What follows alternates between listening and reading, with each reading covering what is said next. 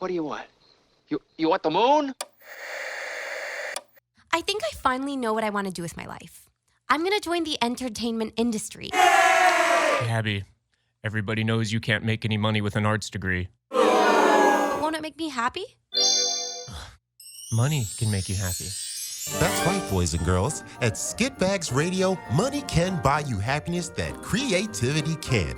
We always talk to the best in Hollywood and entertainment who are going to show you how to buy the happiness you deserve. Always on Dash Talk X. And you better buckle up, saddle in, take your phone off the hook because we got a brand new ball game. Let's go. All aboard! It's car 1024, and we need an APB out on a younger female lady, approximately 5'6" in height, blonde hair, slightly scary and dangerous, but we're not sure yet. Approach her slowly. Her name is Shelby Adair. Once again, gentlemen, Shelby Adair. She is a FOP high principal person, and she's known to be with the Skitbags, the Skitbag Radio. APB out, shoot them on sight. Skitbags Radio. Welcome, Shelby Adair. Yeah. All right, thank you. What up, Carl? And by Good shooting, we definitely mean filming. Yes, that is yes. a film Yes. reference there for all Yes. those listening. Yes. Guns are bad. Guys, Yes. welcome to the show. Sailor Dev here, as always. But before we get into our interview with the glorious Shelby, we got to give a big shout out to our sponsors. This episode is brought to you by Dipstick Vapes. Yo, we got 420 coming up. If you guys know about dab life, if you're about that concentrate life, make sure you check out the Dipper. It's an electric dab machine. It's basically a vape pen for wax. So it's super convenient. You don't have to carry around a big bulky glass rig. It's pretty cheap and it's durable as fuck because I keep dropping mine all over the place, throwing it around, and it luckily hasn't broken because I get too high and my hand-eye coordination goes out the window. Nice. But go to dipstickvapes.com, enter promo code Skitbags for your discount. Also, this episode is brought to you by our friends at Onnit. Onnit nutritional products. Have you guys heard of Onnit? Anyone here? Yeah. Oh, these guys are tell me the about brain it. stuff? Yeah, Alpha Brain, yo. That's their flagship product. This is what I love. It's a nootropic. Cognitive enhancement, helps memory and focus with backed by 2 placebo-controlled double-blind studies out of Massachusetts Institute for Memory, where they proved that all this is natural ingredients, USADA approved for you competitors and you athletes out there. But it's all like, herbs and roots and minerals and vitamins and all kinds of shit that's way too technical that I don't understand. But it does help you remember words when you're trying to think of a word or like, think of something sharper or quicker. Like it does work. I use it every day. I take it every single day. And that's the only reason why I can talk this much. Nice. I'm on it right now. Nice. Ooh, puns for days. I didn't actually know I was going to say that until I said it. So, hey, dude, you're on it today. Nice. That's pretty awesome. And that's the Massachusetts Institute of Memory? Yes. So is that like MIT's like weed smoking cousins or something? It's really Yeah. smart. We got the herbal stuff, bro. It's all natural, bro. I'm not sure if they're exactly affiliated officially with the technical It's across school. the street from MIT. There you go. They have a lot of competitive dodgeball games. Dodgeball. In the street. In Frisbee golf. Yeah. Frisbee golf league is on point, bro. Yes. Awesome. So yeah, go to onnit.com, enter promo code Skitbags for your discount and get some swag. All right, now I'm so happy to have Shelby here. How are you, darling? I'm doing well. Thank you for having me. Yeah, hell Welcome. yeah. So our listeners out there know that we start every episode with a breakdown of a movie or a TV show, and normally we let the guests choose. And this week we have an oldie but a goodie, according to some of us. It was Moulin Rouge, yo. Yes. A musical movie with pop music integrated. It's pretty awesome. So if you've never seen Moulin Rouge, where are you? And first, where have you been? Who's it starring?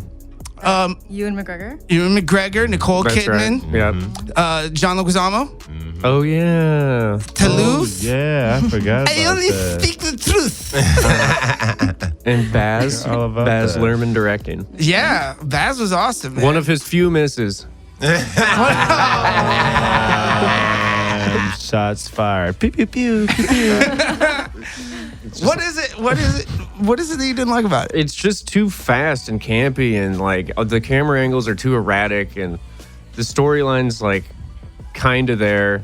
It's kind of like across the universe where like they just wrote a movie around the songs that were in it. Sort of. Yeah. I mean, it's just it's a spectacle, and it's Baz Luhrmann being Baz Luhrmann, so I get that. That's what he wanted to do, but I mean, I'm not gonna sit there and watch that. I've seen it once, I think, once or twice. I think like an ex-girlfriend made me watch it or something like that. I was a musical theater kid. I used to actually enjoy watching it because I like singing. Those remixes of songs were dope, man. Can't tell me you can't sing Roxanne with that version. It's like a tango. That's the only thing people ever say. Oh, but Roxanne's so good. But is the movie good? Yes. Because of Roxanne. If you take Roxanne out of it, it's all of it. Musicals. I mean, every musical I've ever seen has been good because of the music. Like the in between shit is kind of just get to the next fucking song. You know what I mean? Like, that I get it. You know what I mean? That's what makes any musical good. So whatever's in between is in between. Like it was like if Michael Bay did it. You know, it's visually stimulating. I mean, it's a good thing that Baz went on to make. That movie was sexy. What? Which one? I said it was very visually stimulating. Oh yeah. I think it was like that, but a little too stimulating. Like the camera, it jumps around a lot. There's a lot of shakiness. They're just all on fucking absinthe. Honestly, yeah, and I think and I think a lot of the visuals are like warped visuals in the sense of like Fear and Loathing kind of warped visuals, and like that movie is good because everybody's on drugs, but this is just people singing. They're on absinthe, bro. I know. And opium and all kinds of shit. It makes me uncomfortable when they zoom in really close on people's faces and it's like grotesque. And it's like Ren and Stimpy, but live action. Yeah, or like on SpongeBob when they like zoom in on. Isn't that part of burlesque kind of masquerade ball, kind of scary, kind of Halloween, kind of where isn't that whole kind of feel? I like that aspect. Little eyes wide shut, sort of. He said just the whole movie. Just shut him the whole movie, though, huh? Yeah. You haven't chimed in at all. What's up? I'm just listening to the perspective. No, I actually think like I hear you. Like I think it's kind of an insane movie, but I think like it's just like a creative genius. Honestly, like I've never seen anyone like make something that creative and that like pushing the boundaries. Yeah. I don't know. I think, and every time I watch it, like I know every word. Like. Of course, but I mean it's extremely original. Yeah. So, but then like every time I watch it, I discover something else. So it's like I know all the words, but I'm like watching a new movie every time. I don't know. You can't get bored in it. Like, what did you discover? Well, like all these crazy shots. Like you'll watch it another time and you see someone that like it like relates back to the beginning. Like something like there's like little what's it called? Eggs or whatever they call Yeah, like dropped like Easter little eggs, like dropped all over. Yeah, and then you kind of discover it as you're watching. So I don't know if that makes sense. No, I love it. I think, it's a new take and it brings interest to a bunch of classic songs. Like it introduced those songs to a new generation of kids when it came out, and they revamped it and they made it kind of like really appealing and entertaining, which is what I loved about it, and the fact that I just love Ewan McGregor and Nicole Kidman. They're awesome. And John Leguizamo is awesome. Yeah, that dude's great. Which movie is better, The Great Gatsby with Leonardo DiCaprio or Moulin Rouge? Moulin Rouge. There you go. Come on, I don't know. Moulin Rouge, man. Because here's the challenge. Gatsby's a book, and you already have a preconception of it in your head. Yeah. So everyone has their own movie of Gatsby in their head already if you've read the book. So it's hard as a filmmaker to translate that and get everyone...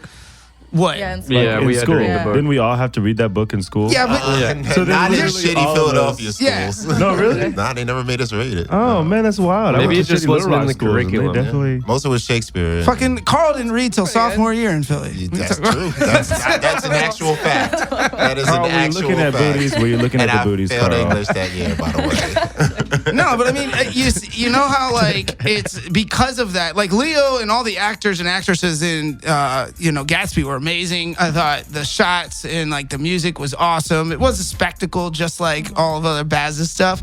But at the end of the day, it's tied to a content that is prolific, and it's hard to execute that. Whereas like Moulin Rouge is, even though the songs weren't original, the story and the shooting and everything else about that was original. So I feel like that just owns because it's a little bit more unique and it's a little bit less like there's no preconception of Moulin Rouge.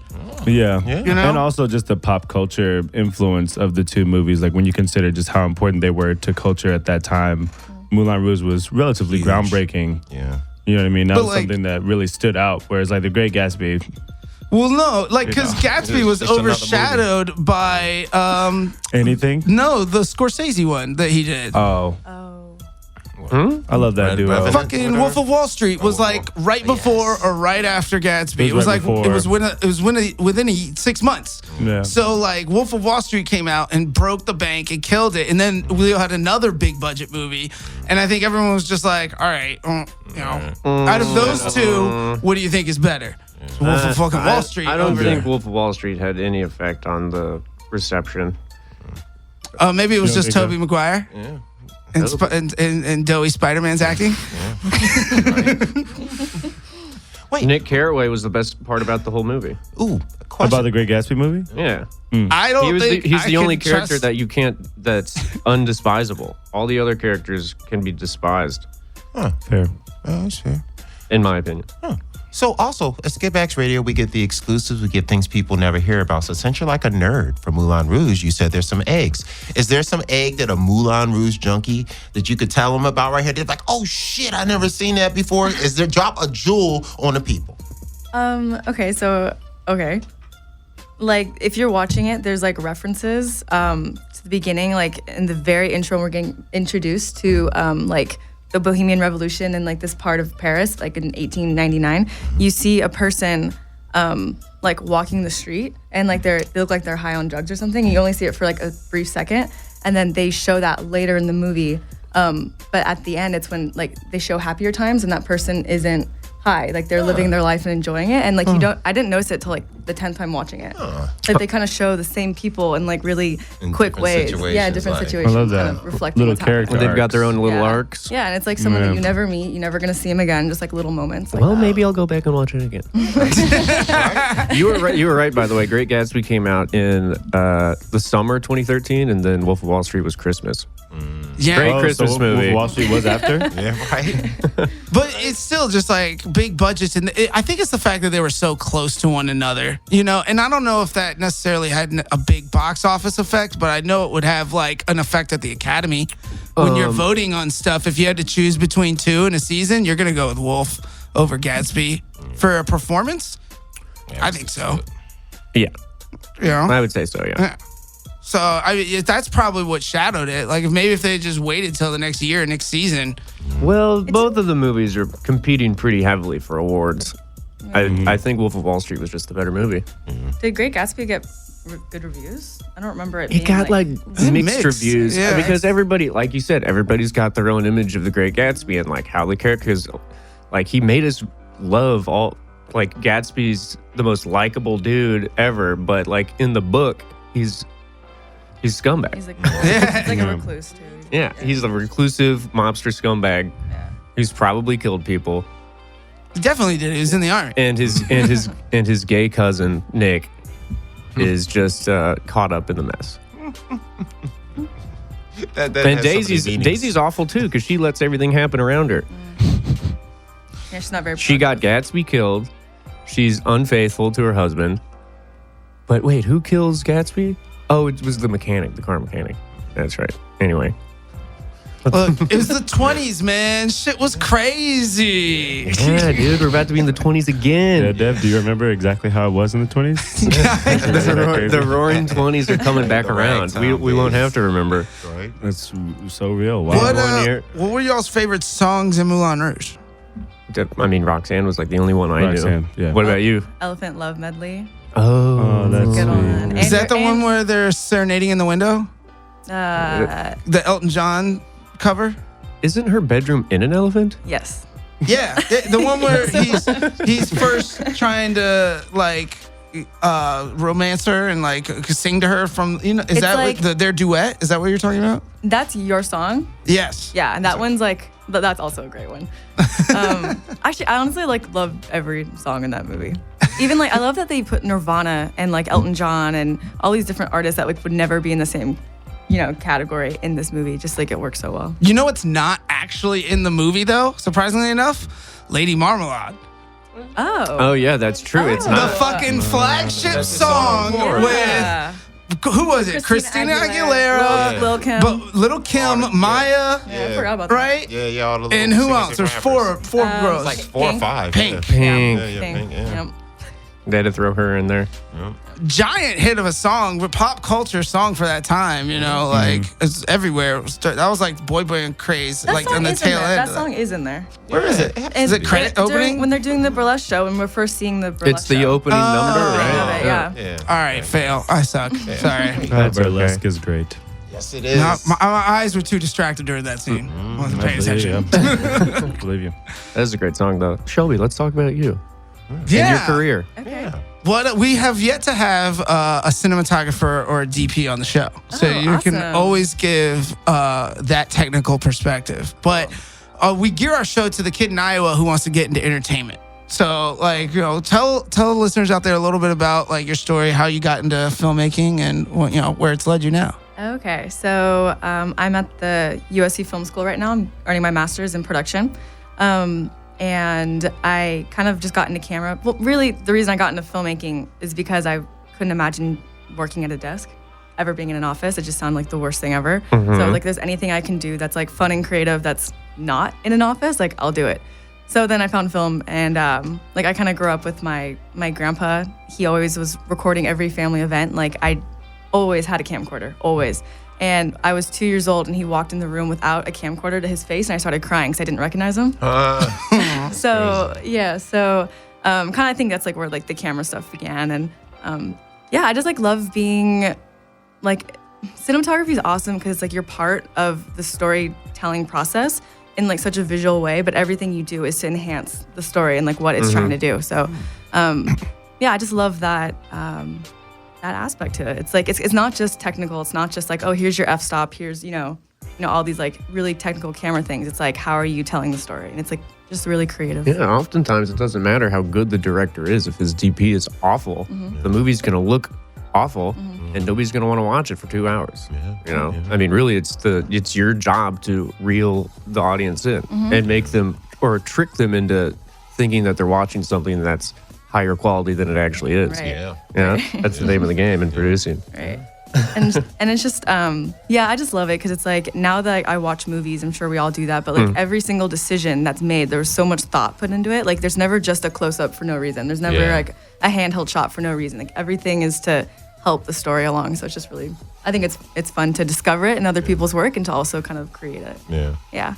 Well, would you ever consider getting into directing further down the line once you've honed your skills more as a DP? Yeah, I mean, I've directed as well. Like I directed a movie at Cannes last year, so that's actually how I met Devin. Was through some people that You give a shout out to Dom. Shout out Dom Burns. Dom's been on the show. Yes, hey Dom. And Vinny. And Vinny, yeah. So I met them at Cannes. So yeah, I love directing. But right now I'm like learning so much about camera. I just think camera's really fun. But yeah, definitely I think down the line get back into directing. But yeah, for sure. Yeah. Everybody likes that control. Nice. What are some That's not why I'm doing it though. What are some favorite moments from sets that you've worked on so far?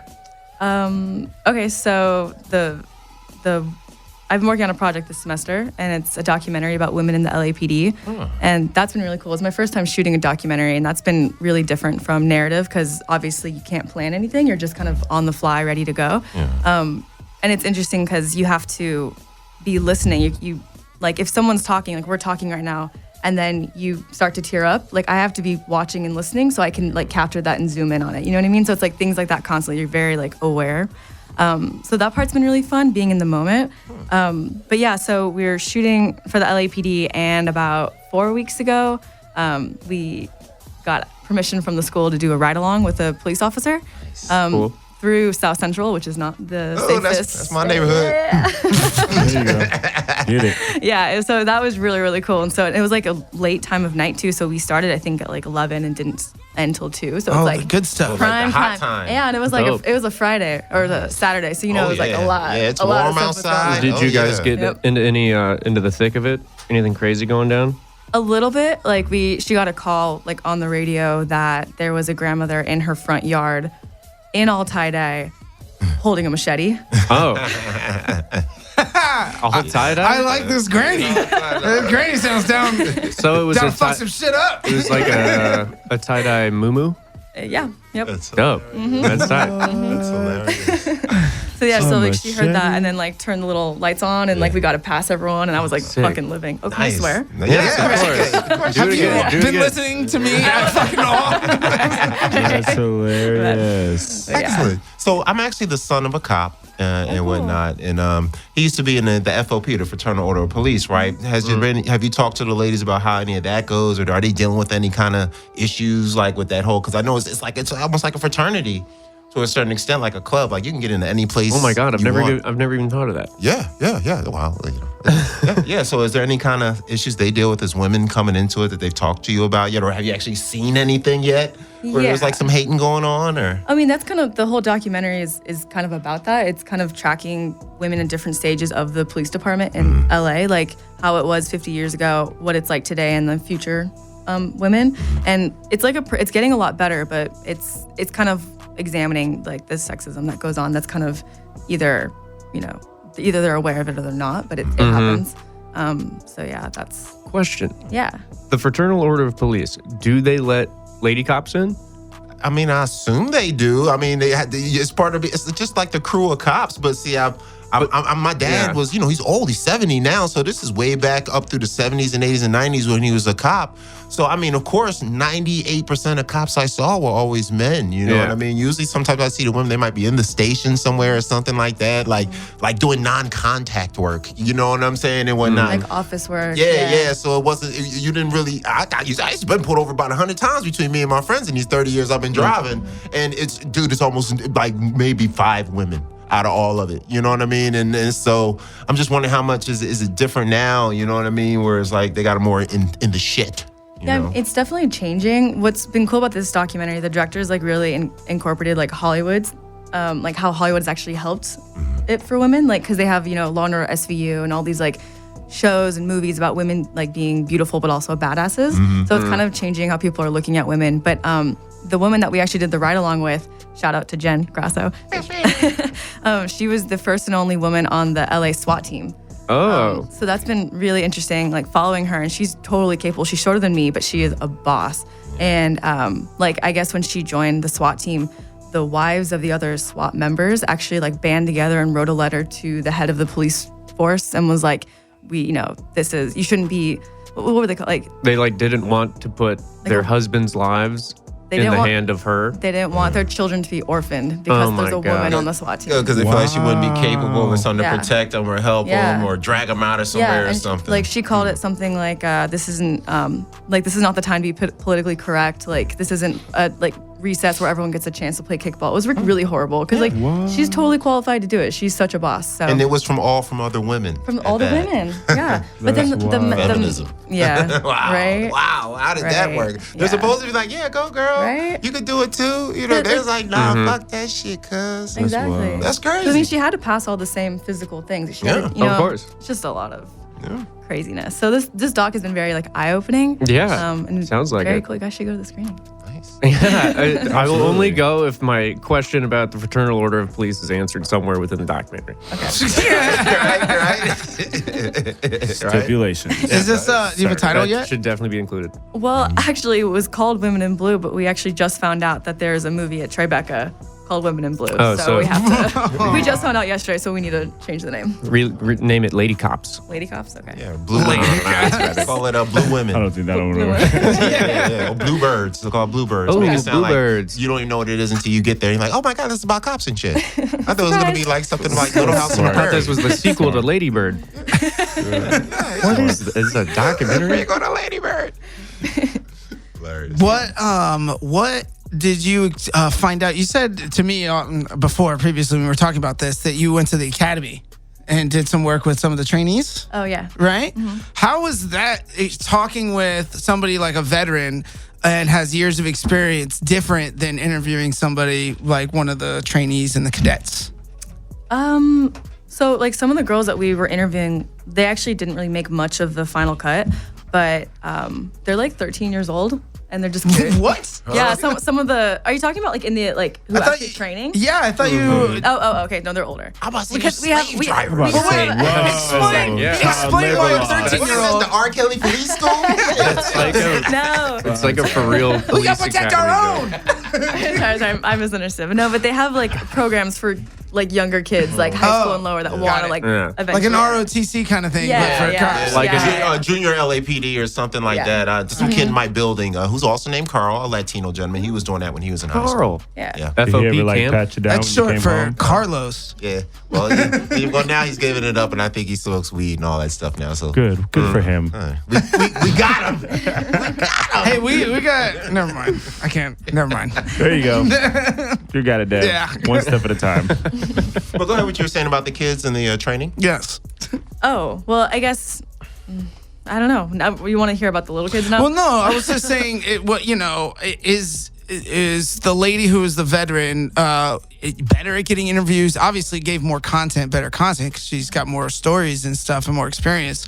But I'm curious to see like the mentality of the ladies going into the force versus the mentality of the ladies who have been on the force. Yeah, so we actually struggled to find people about to enter the police force. So our subjects are a woman who is now in her, I think, 70s, and she was, do you know the show Cagney and Lacey? Yeah. Yeah. So she was, it was based off of her life. Really? So her and her partner, because like none of the men wanted to work with them when they joined back in the day. Yeah. So they put these two women together and they became like a homicide detective group. That's and then pretty the show was, cool. the show was made after them. So she's one of our interview subjects. But yeah. Do you like the process of documentary filmmaking more than you like narrative storytelling? Does it make a difference for you as a cinematographer? No, I like both. Well, you also do one other thing for USC in their athletic department. You're a jack of all trades over here. So you're filming the football games and practices, right? Yeah, I'm a videographer for the football team. So that's a stark contrast between each one of those three. Narrative, documentary, and athletics. Yeah. Which would you say is like the favorite? I think narrative. It's just so fun to be able to like do dramatic lighting and set it up and really plan it and have a dolly and nice, you know what I mean? Like really have it smooth. But no, I like them all. Honestly, I just try to do anything that's like camera related to just get as good as possible in every part of it. So like I said, if I don't have to be in an office and I can hold a camera, that's what I'm trying to do. Question. So did you do any sports at USC? I did, yeah. I saw something on the internet. Are you like some rowing champion or some shit? I was on the rowing team in undergrad. Yeah, I did 4 years. Yeah. Okay. But are you a champion? That was the point. It said something like that good on there. It said something good. I don't know, boys. That means fellas don't get rough with her because she can strong arm you. Were you a rower or were you the one that yells at the other rowers? I get that all the time. I was an actual rower. Okay, great. I'm just That's really great. I'm just really small for the sports. Everyone thinks I'm a coxswain, but I was a rower. How do you become a coxswain? You're just like, well, I can't. I got a bad shoulder, so. Yeah, what is that name? I'm sorry. I just want to clarify. It's COX, right? COXSWAIN. Yeah. SWAIN. SWAIN. Do you know the origins of the etymology of that word? I know. Do you? Because I don't. No, I sure shit don't. I've never even heard that word before today, and I'm a fucking licensed sailor. Like, I just give her a boat. It was funny. Rowing has like so many sexual innuendos. Like the microphone that the coxswains use is called a coxbox. Really? What is it? Tell me again. So, how do I get into rowing? What is that? This is just hilarious puns for days. Rowing has been kind of in the news lately because of this USC admissions scandal, and I would just love to ask you, how does one get selected to be a coxswain? Oh no, it's an M at the end, right? Or an N? Coxswain. Coxswain? Yeah. How do you do you actually get offered scholarships to be a coxswain? Coxswains usually. Sorry, not to cut you off. No, it's like, or are you just like a friend of one of the rowers and they're like, hey, come yell at us? So like they do recruit coxswains, but you can also walk on. Like it's rowing. So Yeah, it's like whoever has good cadence, you can do it. Yeah, I mean, Good rhythm. sort. I mean, sure, yeah. Yeah, you just have to be light. Yeah, I was gonna say, that's it. Like, is this some like 300-pound kid somewhere like that? One of your cocks will when I grow up. It's like It's like, dog. Yeah. So like for like women, like they have to be under 120 typically. Yeah, it's like a jockey. Yeah. Yeah. Okay. But yeah, like usually like the whole Lori Loughlin situation is so horrible. Did you know any of the people on the rowing team at USC when that went down? No, I mean like those girls never rowed. Like they didn't row a day. Like they got in and never. I don't. They just never showed up. No, It was I just don't on the think piece they of did paper. anything. I think that I heard that they never even showed up. But my favorite part of that story is the photoshopping. I just my mind is blown. I wonder if they ever like Photoshop one of their heads on your body, like to be. That would be Oh my god. crazy. Yes, my daughter. She was at USC. She rode. Her best friend was a Yeah, coxswain. dude, I feel like William H. Macy could afford some pretty good production value too on those photoshops. Yeah. I mean, my favorite part was after all of that, Amazon Prime still sponsored that damn girl's dorm room. No way. I was like, are you fucking kidding me? What's her Amazon? name? Olivia Jade? Is that the one? She's I don't getting know, so whatever. famous. It's horrible. Yeah. Oh, she was culture famous sucks. before. She had a shitload Barely. of followers. No one knew who she was though. She was Like, no. she was an influencer, yeah. quote unquote. Great. She's making the world a better place, just like all the Kardashians. All right. Well, Kim's gonna be a lawyer now, so Kim is out There there you go. doing her thing. I ain't gonna lie. Hey, oh yeah. I gotta be with Will on this. They will. made the brothers kind of popular and whatnot. Kris Jenner is, 'cause they're all banging the brothers. Even Bruce is banging the brother. Really? Yeah. He got one of them black dudes that's like, I am the captain now. Looking dude. Is he dating? Yeah, he got a brother. He got a brother. Old skinny, old big head, big eye looking dude. You know what I'm I saying? didn't know that. So I gotta leave him alone. They made the brothers hot. Well, good- Shout out to the Kardashians. Good for her. And Kris Jenner. Yeah. I feel like brothers mastermind. were hot before that, but I will give it up to Kim. I will give it up to Kim. She's been doing some good work for like people that are in jails and stuff like that. And it's been pretty cool to She's see been trying, yeah. to see someone use all that influence that they made from terrible, terrible things. Yeah, that's the and thing. wonderfully terrible things. You know what I mean? To use that for good, that's pretty cool. Yeah. Maybe one day this girl will Photoshop her head onto the president. Or I was like, something. where Make it better. are you going to go with I didn't know that? where to go with it. I didn't know. You ever like throw something out there? You're like, I don't know where I just threw that. Just shot in the dark. It's all good. She might go for politics. You know, she could pull it. She could pull it off. I mean, Could you well, imagine like Kim and Kanye 2024? You know, Kanye dropped out of the race already. He dropped out of the race already? Yeah. It's because he found God again. Yeah. At Coachella. Yeah, and he switched teams No, again because that's I think he weekend. was like he said I was getting used, I was getting played. They was kind of clowning me and whatnot. So he's more of a, I guess he's an independent now. Yeah, he signed a really something, shitty contract, yeah. like a really shitty one, that essentially said like you have to produce music until you die. Oh, he did a Prince contract. Yeah, it was a lifetime contract. For with who? It was with Def whatever. Jam? It was. Or- It was no. Rick Rubin's label, I think. Rick, what? He seems like such a nice person until he signed your life away. Well, it wasn't him. oh, okay. You know. Oh, it was his evil. It was one of his hitters. Yeah. Yeah, right.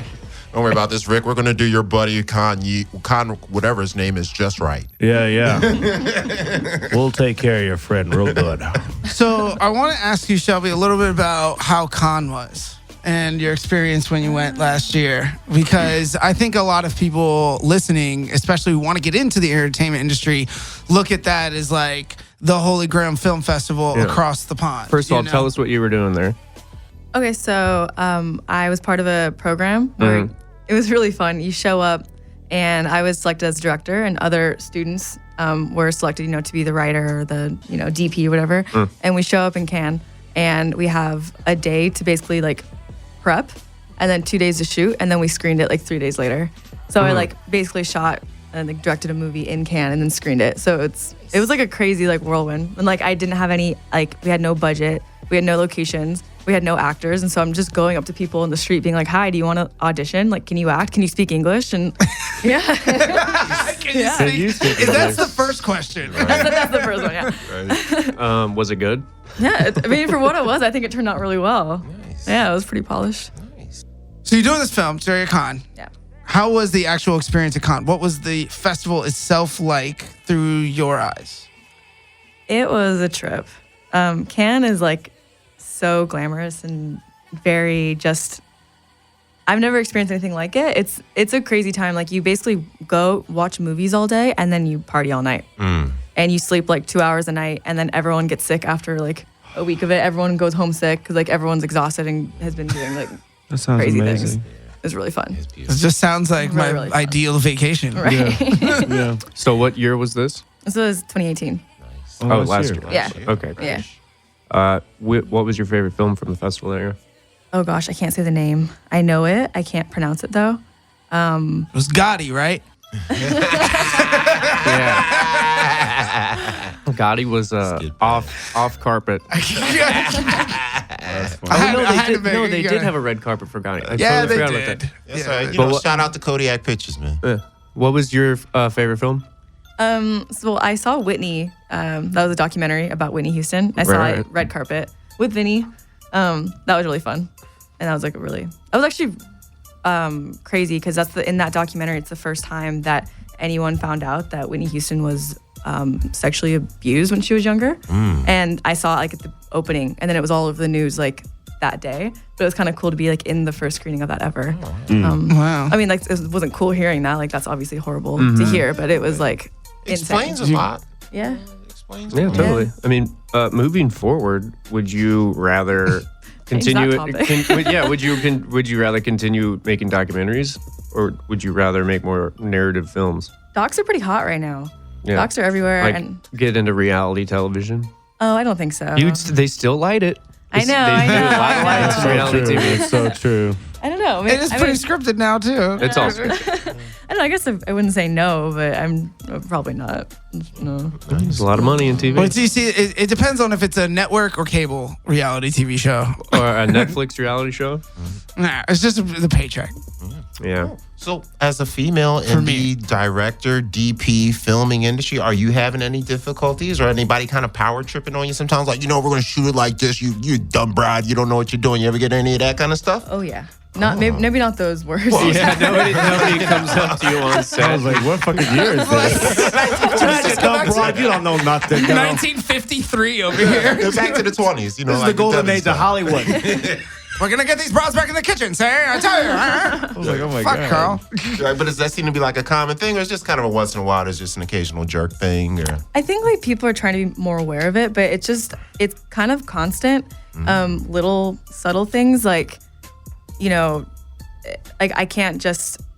I mean, I shouldn't have to change how I talk, but I've noticed that I've changed how I talk to get the men working. I don't want to say under me, but like my male counterparts to do what I ask them to do. Because if I'm just like, hey, do this, it's like they don't take it. It's oh not. my God, my sister, it's like being a black man. What's up? Hey, get right on. You gotta change your tone sometimes. You can't just. Yeah, that's for real. You can't just talk to anybody any old kind of way because they be like, hey, why you being so loud? I'm like, I'm not being loud. I'm just being assertive. Right. Real shit. Right. So you got to be like sweeter to them or something, like kind of like, hey, boys. No, but like I noticed myself talking a certain way. I'm trying to get out of it, but I would say things like, "Hey, would you mind doing this?"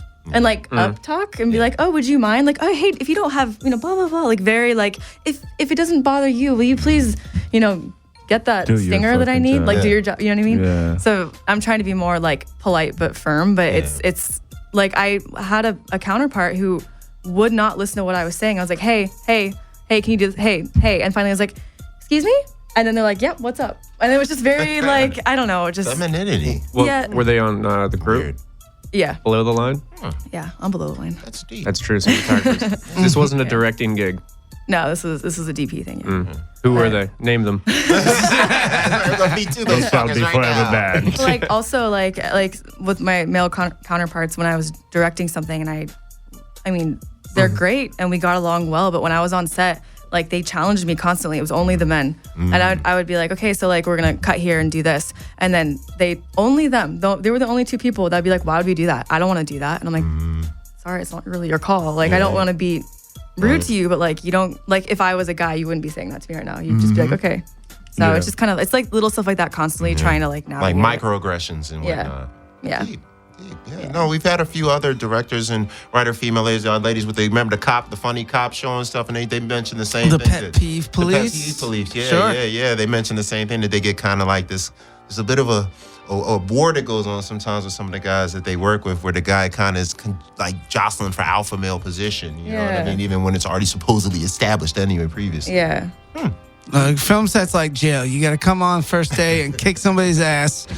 And just, put the lunch tray in their face. Just coming to fire the one guy everybody likes. You guys don't like Steve? Yeah, Steve, you're fucking fired. That would be Let's get to work. That would be really bad if someone actually did that. Like, It'd be horrible. It's a terrible idea. Like, Don't listen to kid that. watching this and being like, all right, cool. Like, treat it like jail. He comes in the first day of set. He's like, who's the executive producer? That guy over there on his phone. All right, he just walks over and just smacks his phone out of his hand. He's like, you shut the fuck up, bitch. Like, you're like, whoa, what the fuck is wrong with this kid? That was pretty intense. If you could beat up one crew member, who would it be? I could answer that. Just one crew member position in general that like Just gives a you trouble. position. That you're like, Who if I could fight this kind of person. Who gives you the most trouble? Oh gosh. We're gonna.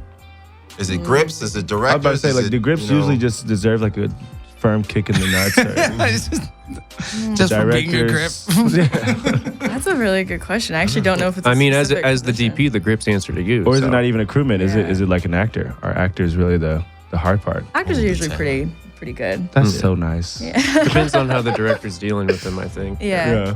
No, but I just want to like correct something I said. Well, it's not a correction, but just to follow up that like that'll happen where men are challenging, but then like if you address it and like you stand, I feel like you can handle it politely and like you kind of nip it in the bud really quick and then they stop challenging you. Like it's like proving like not your dominance, but proving your what's the word? Maturity? Yeah, well, Like capability, like proving Yeah.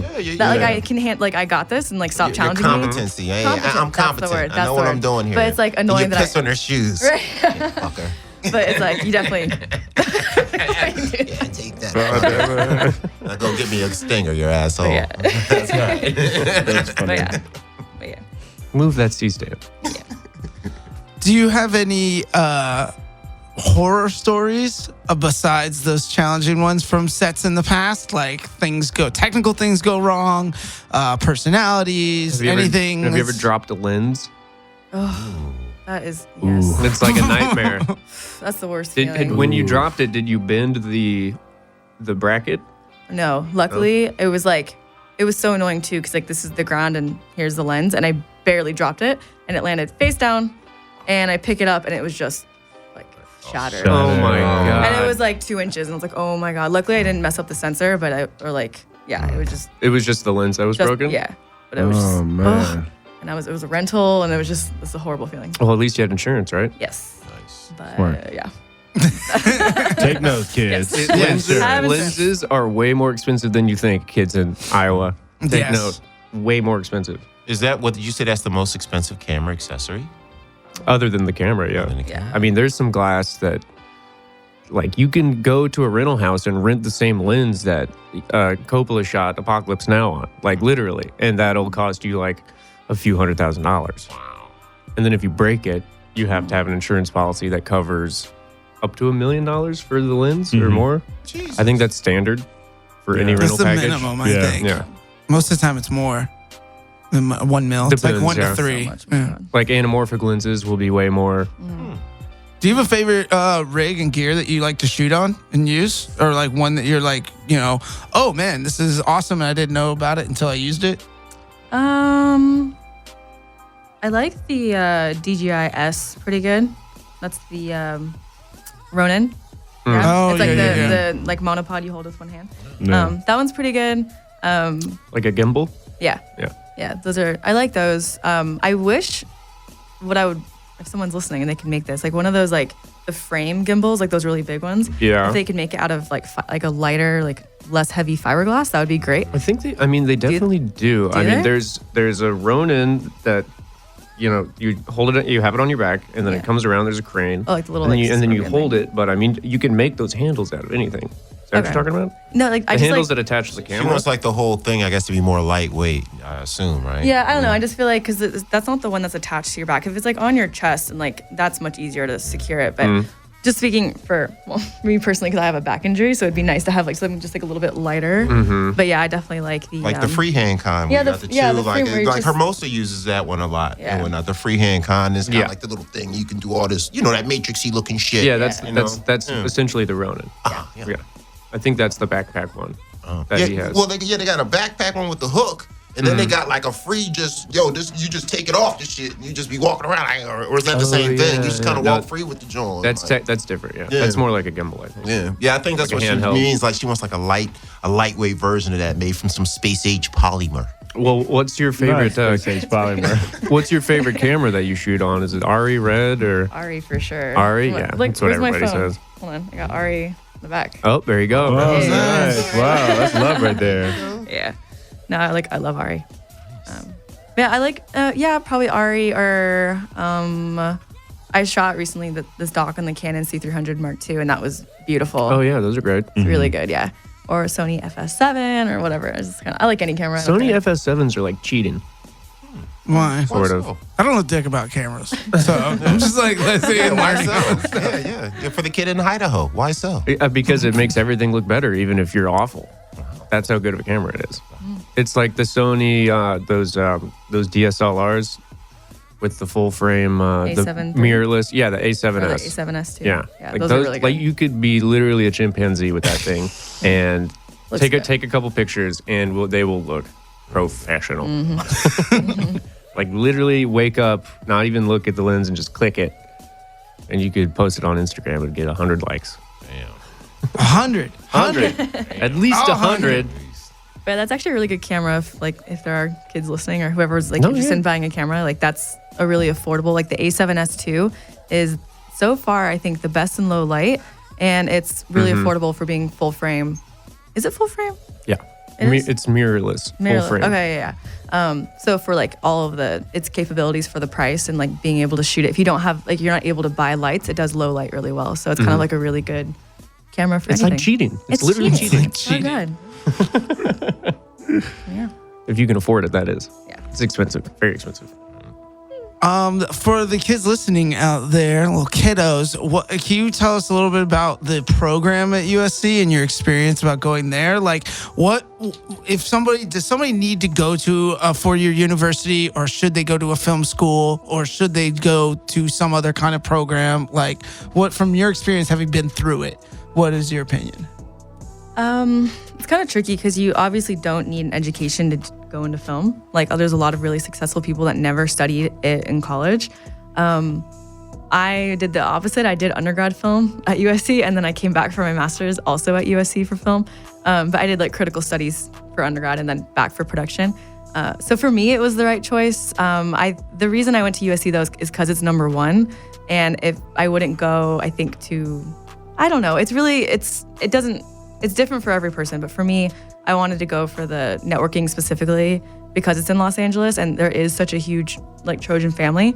My faculty is like amazing. Like I have like real working professionals who have done like amazing work. Like my editing professor, he actually just passed away, but Norm Holland, he edited Heathers and he's like written all these books and he's traveled the world and he's like just really like amazing. The faculty is amazing. So I feel like I'm learning from the best. So like I'm graduating and I feel like I have like a network that maybe it would have taken me maybe 10 years to get already. Yeah. And like when I go out and I'm like, I went to USC, like half of Hollywood went to USC.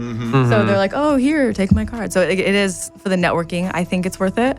But yeah, I don't know. I loved going to school for it. I like loved learning all of that. So you're saying like no Fresno Community College film program. I mean, I don't know. I hope that isn't coming off because if you love studying film or you love film, you should go study it. But I think you don't need it, so I would be careful about spending the money on a degree if you don't need it for the profession. Like if you want to be a doctor, you have to go to med school, do that. But if you don't need it, like really make it worth it. So that's my take on it. Like I would do top 5 film schools and. I wouldn't go below top 5. Are you from here? Are you from California? I'm from here, yeah. Oh, okay. Excellent. Was there a decision between USC and another school? Or just like, are you a USC all the way since you were like 13? Did you take a look at NYU? I did, yeah. Well, for undergrad, I got recruited for rowing. And then I was undecided for 2 years and then applied into the film school. So that was different. And then for grad school, I only applied to NYU and USC. And then got into USC, and it was still number 1, so I just decided to do it. Bam. That sounds so like bad. That shouldn't No, be, the why ranking not? shouldn't be the only reason, but it's just a really good school. I mean, it is better. I mean, shit, those rich people are paying for those kids to go to that school. I mean, if I was looking to go for musical theater, I'd say go to Tisch or go to Juilliard. Yeah, but you know, definitely. for film, definitely USC. You know, so you gotta go where it's best. And I agree with you. You know, about the whole weigh your options. I mean, my original major was investment management, and then I changed it to education. So I do not even have a theater degree or a film degree. And I'm a producer out here. So like it depends on what job you're doing, you know? You don't, need a degree in creative writing to be a writer.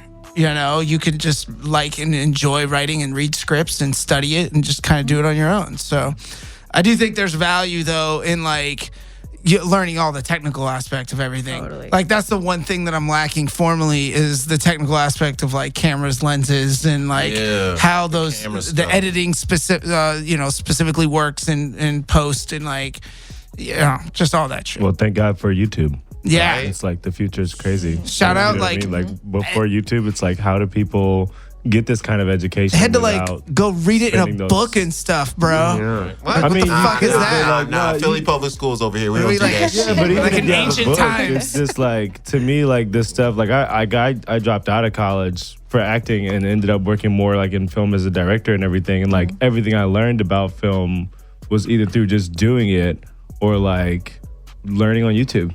Yeah. And like I wouldn't watching know the how to stuff. use Photoshop if it wasn't for YouTube. Yeah, facts. Straight up. I wouldn't know how to use Premiere Pro at all if it wasn't for YouTube. And Premiere Pro. They have their good own tutorials that are Oh, yeah. fine. But yeah. The era of YouTube tutorials. Yeah. Lynda.com's also really good. You guys use that? I have heard of Yes. that one. Yeah. Lynda is really great. Lynda.com It's is very great. detailed, yeah. Have you seen any of the master classes? Yeah. I like some of them. Some of them are pretty good. Some of them are relevant. Some of them obviously are not like in my field if it's like literature or something. So. Yeah. I want to see the Shonda Rhimes one. Oh, I That haven't was seen much any new good. ones. It's been like 6 Wait, months. is that the since I TV checked. show lady? Yes, Mhm. she's the showrunner. She's Yes. like queen. Quite a showrunner and quite a writer. She's She's- amazing. She's a beast. USC. She did an She went overall to USC? deal Yeah. with Netflix, right? I think she just recently did a deal with Netflix. Mm-hmm. Big time. Yeah. She probably can have me killed. I'm gonna be nice. Hi, potentially. Shonda. Hey, baby. I mean, isn't How to Get Away with Murder? That's one of her shows, right? Yeah. Yeah. So she could probably Scandal. get you How to killed. Get Away with Murder. There's one other. She had She could three on probably at get once. Viola Davis to kill you. Right? Oh, for sure. Right, and I'll be happy about it. Like, oh my God, you're Viola Davis. Viola Davis, just kill me. Stop me. Load that shit. Hashtag I'll be hot blessed. when I'm dead. I'll be like Nipsey after this one. That's I'm right. gonna be like Nipsey. R.I.P. Nip. R.I.P. R.P. Nipsey, by the way. For sure. We're at an hour. Okay. Where are we? What's time signature? 56 minutes, so we should probably do like an hour 15. We could do like another 10 or so. I gotta kind of get. Because how much we spent some time in the beginning, huh? Yeah. We were talking a bunch of bullshit for like 6 minutes. So really, we're at 50. Okay. All right. That's cool. I just wanted to know. Okay. I'm good.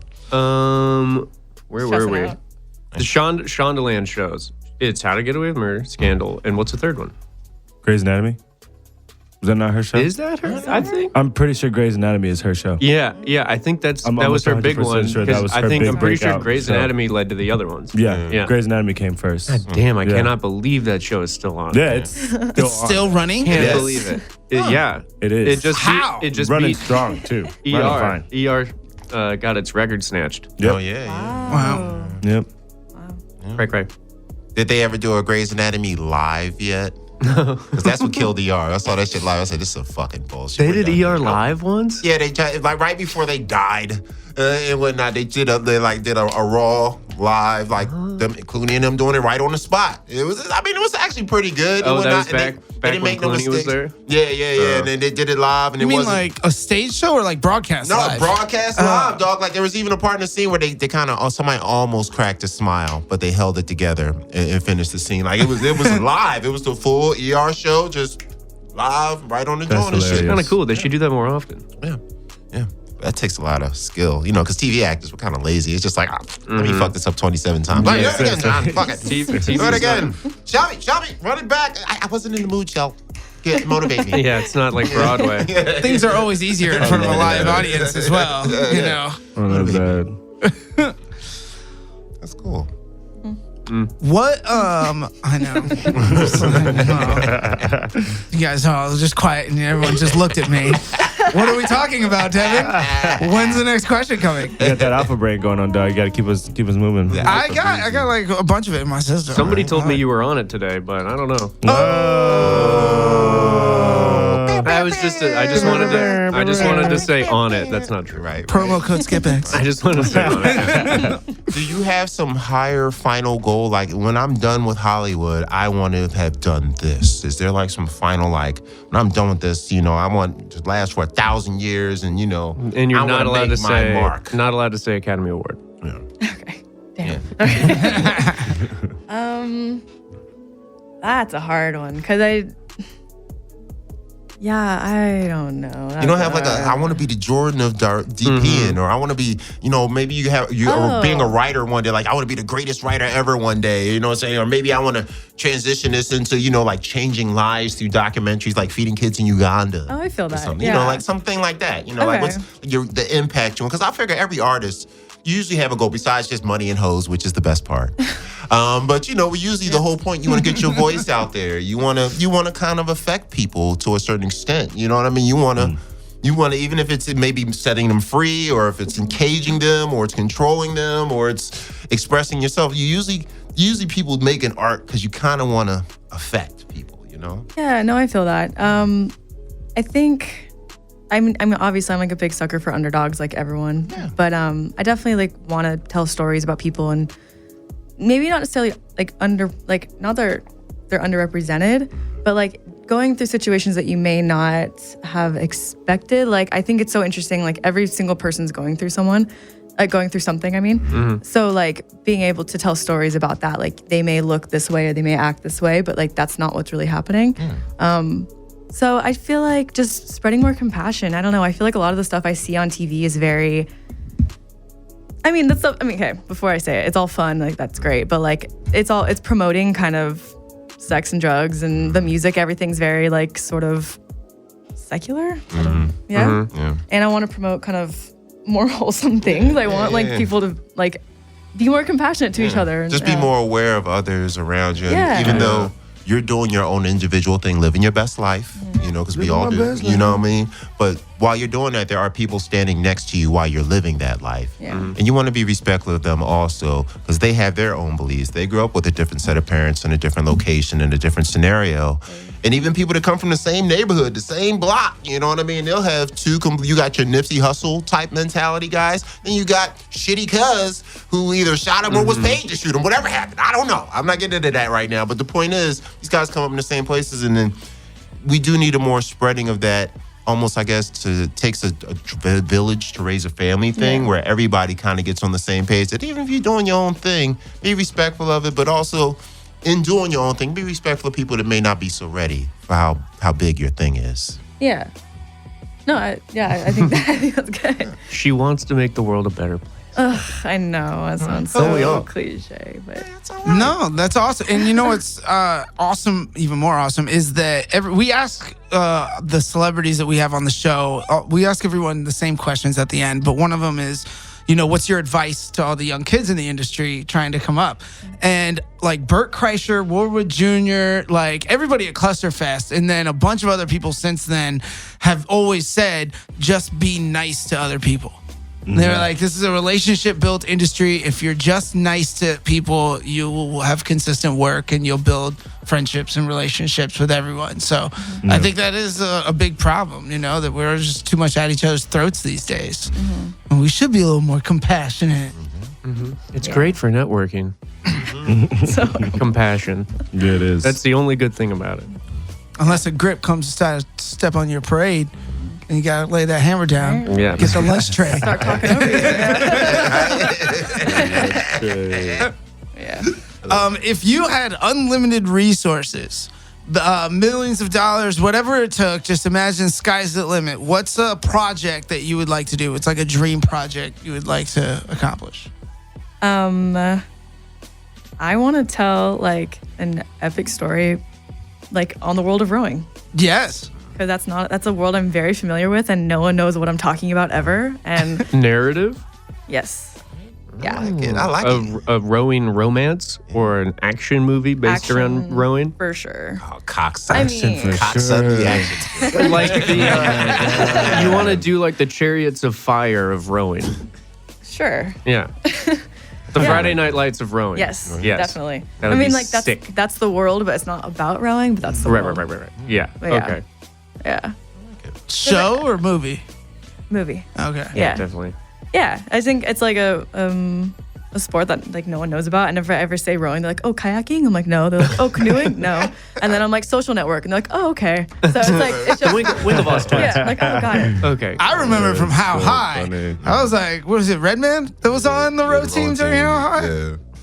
Wow. And That's Skulls. a deep reference. What's the home dude? That was a good Homeboy in reference. Skulls was on the row team. Who? Remember the lead in Skulls? Wasn't he on the row team? Remember the '90s movie about secret society? Oh, Skull and nah, Bones I never shit? watched. I haven't seen that one. You haven't seen that one? That's with what's his face, Pacey from Dawson's Creek. Oh, really? Yeah, I don't remember the actor's name. He's good though.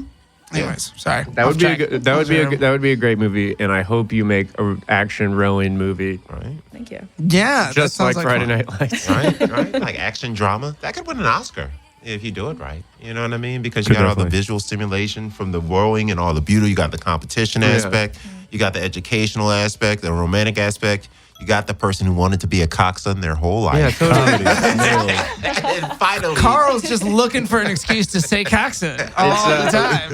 I'm going to say it to a customer tomorrow. I'm like, coxswain, sir. Nothing, sir. Let's continue. Would it be? Sorry, I was just thinking would it about be rowing. Would it be a female team or a male team? Definitely female. Definitely female. Yeah. And then the love interest would be on the sidelines rooting whoever on. Oh, I haven't written a love interest yet. Oh, No, yeah. Well, are you actually writing this? Yeah. Oh, sweet. Yeah, I have the short version down, but not the long one yet. Not the Okay. feature. Nothing you can share with us yet. No. Okay. Keep this locked. Yeah, I don't want Yeah. anybody to steal your ideas. Yeah, maybe don't show that. Maybe don't. I can cut this if don't you don't want. cut that. Yeah, cut that part maybe. All right. Right? Well, no, it's fine. Like 5 minutes. that We're you not can cutting back. What is your advice to youngsters coming into the game? You got a kid in the middle of nowhere trying to get in the entertainment industry. Maybe they want to go to school. Maybe they want to just do it. Like based on what you've experienced in entertainment, what words of wisdom Yeah, can you advice, share? warnings. Yeah. I would say like keep your word. Like don't say you're gonna help someone on a project and then back out. Mm-hmm. I think that's really important. Not being late. I mean, that's all kind of obvious, I guess. You mean like specific things like that? Like, No, I just leave it open. There's no like wrong Yeah, no, answer. yeah, all It's just kinds kind of of things. like Yeah, whatever. just things that you notice are positive things that help promote it. Because there is stuff like that. Like there's this one guy who's a DP, bad as motherfucker. He done did big movies. Every time we used to hire him when we first was getting into our Skitbags and we started doing bigger stuff, this motherfucker would show up late. You're not called, you disappear and making all the guys and shit. And we'd have to like call somebody else out of the blue. So after a while, even if he was the man, we was like, we can't fuck with him no more. And we had to get somebody that I guess you would technically consider lesser, but guess what? They were there on time. They're easy to work with. They were dependable. So those kind of things are actually very important that you're Yeah. talking about. Yeah, and I think also what I've noticed is like obviously the film it's like so much of relationships and like skill is maybe like half of it. It's not all of it. And so like you could be the best director, DP, but if you're a jerk to everyone, like no one's gonna want to work with you. And like you need people on your side. Like there's there's a few people from my program who like are very talented and no one fucks with them. No one, because it's like it's not worth it. It's not worth it. So don't like I guess shoot yourself in your foot. Is that a Yes. phrase? Yeah. That's the face. Yeah, don't do it to yourself. So. That's right. Don't shoot yourself in the face. Well, that's 100%. For the face. That's a great piece of advice because I yes. won't hire people if they're a pain in the ass to deal with. Yeah. Like that's- Nobody wants it. Nobody Yeah. wants that. It's just not Especially worth on it. set where you gotta be on the spot. A lot of things that I think people out there probably don't realize unless you're in LA and you're trying to work in this industry, you realize it. But if you're somewhere else, you kind of don't, but the market is so oversaturated with people here. Totally. So like, if you're on a job, if you're a dick, yeah, you're not getting work. Exactly. Yeah. And that shit spreads like this is gossip central, not gossipy, but like even from a professional standpoint, you ask somebody, hey, do you have a DP you recommend for you? And ask another producer and they'll be like, yeah, I worked with this person. Shelby's awesome. You should go work with her.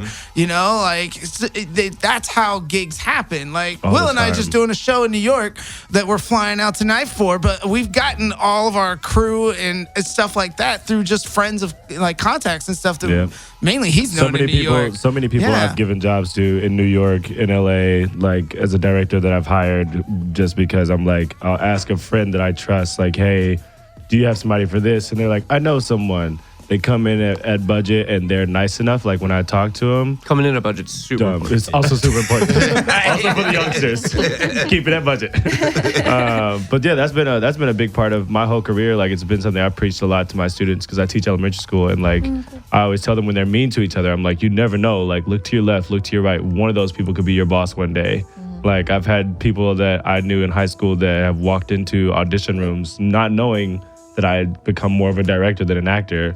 And so they walk into the room like, oh, and I'm like, oh. Hello. Yes, hand me your resume. What's your name again? Oh, yes, I remember you. We had science together. I got to 34. That's a real story. I actually got a 34 in chemistry. It was pretty fucking bad. Meanwhile, Will's just like, I'd like to see another take. Another take, please. Let me get another take. One more. It's super Just one more important, though, time. like- We didn't get it just yet. Yeah. Yeah, it sounds like that. Like stuff you said, like sounds cliche, but like it's really easy to forget that stuff in the business. I feel like, especially when for people that do go train, they get so involved in thinking that they know how to do stuff that they forget like how to work. You know what I mean? It's like, oh, I know how to edit. I know how to do this, and I'm like, yeah, but if I can't talk to you for more than 5 seconds without being like, oh God, please get this person out of the room. You know what I mean? You can't. Everybody's replaceable. Like everybody in every position is replaceable. Another one is like when you're on set with people and you're like, it's a creative space. I think a really big one that I don't know, I see a lot on sets is people kind of talking shit about the director, about the higher ups, or about the story, or about that performance. I've seen that. There's always a couple of dudes in the Just a back in the few. cut just Yeah. murmuring. I'm just like, They dude, think that like, they know better. Yeah. Or like they kind of start like this bad energy, and it's like it's a creative place and it's very collaborative. And if people are kind of I don't know, it's like it really affects the flow of it. right, Yeah. But that's just like a small thing too. That's not small. I think it's actually really Yeah, that's huge. really That's huge. pretty big. That's really huge. That's pretty big. So keep Yeah. your Amazing keep your advice. yaps shut and Just take like- it home with you. Like you can feel like when people are being like, you know, like disapproving of what you're doing. It's like we should all have the same goal. It's never individual. So don't be passing judgment when anyone's doing any part of their job. Yeah, and there's never been a time where like an actor has gotten a director's job from being like, this director's fucking it up like this. And then, Yeah, it's like you're. and then the producer's like, wow, that's so intelligent. How would Yeah, you of like to course. direct this picture? Yeah, exactly. Like that will never fucking happen. You talk shit about a director, you're probably gonna get fired. Right. If they find out about it, you know, and if not, like you said, that energy just hangs around the space, and now, Yeah. you know, your product won't turn out as good and as an ensemble. You know what I mean? Totally. Extremely true words. Well, anything else you want to plug or Drop on talk us. about? Drop some wisdom, some knowledge, Anything you need to some plug. compassion You know, stuff we need to watch. towards I'm others. excited for this cop documentary. Oh yeah, you guys should definitely come. Yeah. May 3rd, USC, 7 May p.m. 3rd USC, right on. I actually, USC you know, North. I've bartended very seldomly You know, now, well, but sometimes I yeah. bartend for like catering gigs at USC for like film screenings Hey. there. So it's a way for me to drink for free and see films for free and network for free Hey. while also getting paid for all that free shit. Where else? We have wine at the end, so you want? Yeah, I usually bartend those things. Hell yeah. Or I drink it. Both. Usually both. It's usually both. But yeah. Well, Shelby, thank you so much for coming on. I'm glad we finally made this work. Yes, It's been we've been talking about it for a while, so Yeah. I loved it. You have an open invitation. Come back. We want to check out more of your projects, and we'll shout out on our social media all the dates and any plugs you want for the films you got coming up in the future. Cool, thank you. You got any social media you want to plug or promote, or anything you want to direct here? Just let the people know out there what you got. All right, so my Instagram is Shelbyza, Shelby, SHELBYZA. pretty easy. Followed. Pew, pew. Yes. And yeah, that's all. Awesome. Yep. All right, Carl. Oh, yeah. Well, always the Ding Dong Show on Mondays, 10 o'clock every Monday with Don Barris. Gotta always check it out. Check it out on YouTube. Check it out at the Comedy Store. We in the Belly Room and whatnot. Also, check out GT's Comedy Jam. We're doing 2 shows a month. If you're a comedian, hit us up. We get you on the show if you're funny. If you're not funny, fuck you and whatnot. You know what I'm saying? Get ready for the Cross Trilogy that's coming out and whatnot in a few months. Always check out everything the Skitbags do. We got the Head Thieves sooner or later showing back up. We got old stuff. We got new stuff. And always Skitbags Radio to the death, cuz. Yeah. Will. Well, there's a new episode of Fight Dub that's out on YouTube that is pretty boss. We had Christos Yagos, the Spartan UFC fighter, on there recently, and like that episode is really cool. It's just like this kind of new updated look of the show, and check out the Mix and Serve. The Mix and Serve, yeah, the Mix and Serve is on YouTube. We're trying to still work on the Mix and Serve minutes. It's just that I'm producing so many projects that it's my fault. It's getting pushed behind. I keep giving work to Will. Yeah, I just keep getting more work. Unfortunately for me, I just keep getting more. Oh God, I hate working. Yeah, so much more money. It's such a problem. I know. it's like, what am I gonna do with these thousands of dollars? Please don't rob me after the show. Oh God, how am I gonna hold all this money? Yeah. No, but the Mix and Serve is great, man. We got. And then in April, later in April, we're going to announce some other shows that we're working on this show in New York and stuff like that. Awesome. And all my kids' shows are happening right now, so support the STAR Education Program at LAUSD, because my kids are singing and stuff, man. Nice. So sweet. Shit, I can't wait till we're done. Oh, God, please, Summer, save me. Oh, shit, we got a Joe Jackson up in here. All right. That's what I'll tell. You guys can follow me at TMcD with 2 underscores on Instagram, and that is all. Other than listening to the show continually, forever, in perpetuity. Yeah. There you go. Oh, my Insta is at Funk in Your Face. Funk in Your Face. Funk in Your Face. Follow. All right. That's a good one. And Sailor_Dev here. But more importantly, go follow Skitbags. Go to the website, skitbags.com. That's the hub where you're going to see links to all of our other shows. Fight Dub, Film History, Mix and Serve. And we have about 16 new shows that we're launching. So keep on the lookout. If you want to go check out past clips, highlights, or episodes of Skitbags Radio, subscribe to the YouTube channel.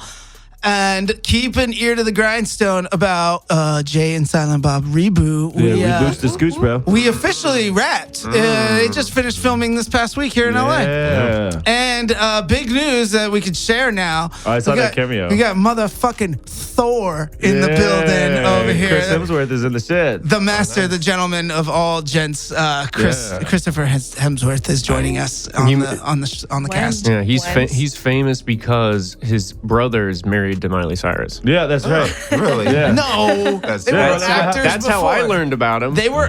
What? All right, fair enough. Hilarious. And on that note, go make sure you check out all the Tastemakers. Shout out Tastemakers on Loud. Check them out during the week. Loud channel 3 to 4. And big shout out to Dash Talk X. We love you, Dash. And on that note, Skitbags Radio. We out. We out. Woo! Skitbags Radio.